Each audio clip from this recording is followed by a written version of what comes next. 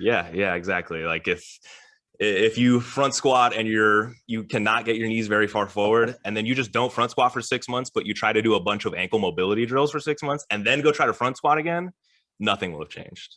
Yeah, your squat's going to go down probably because you haven't been doing it. Yeah, exactly. Yeah, you will not be uh, better at having the technique you want to have in the squat because you haven't been doing it. It makes me think. I was literally at the gym yesterday and I was doing I was squatting. I think I was doing box squats.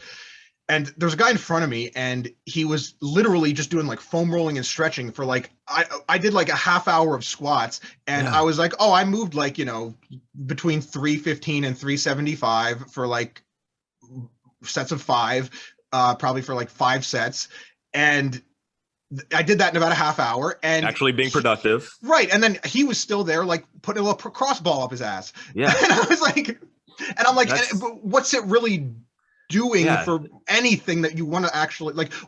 I don't know. The question I always ask people is like, what do you want to achieve by doing this? And it's like, what is this doing that it is moving you closer toward a goal you're actually trying to achieve? Yeah, I mean, and they think they are. They think they are. They think they have like a rational answer. They think they are achieving that goal. But I mean, I really just don't think.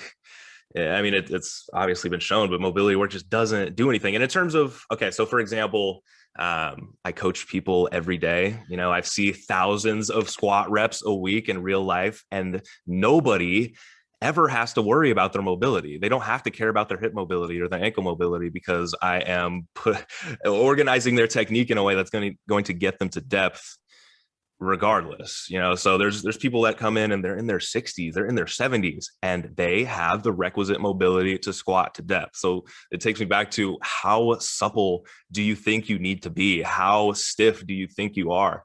How crazy of an exercise do you think a squat is that you need to do all these preparations for it? And you think you can't just sit down and stand up? Yeah, it's bizarre. It's very bizarre to me. Yeah, and I think it's just another thing that the fitness industry is really good at, this is like overcomplicating things that really don't need to be so complicated. Yeah.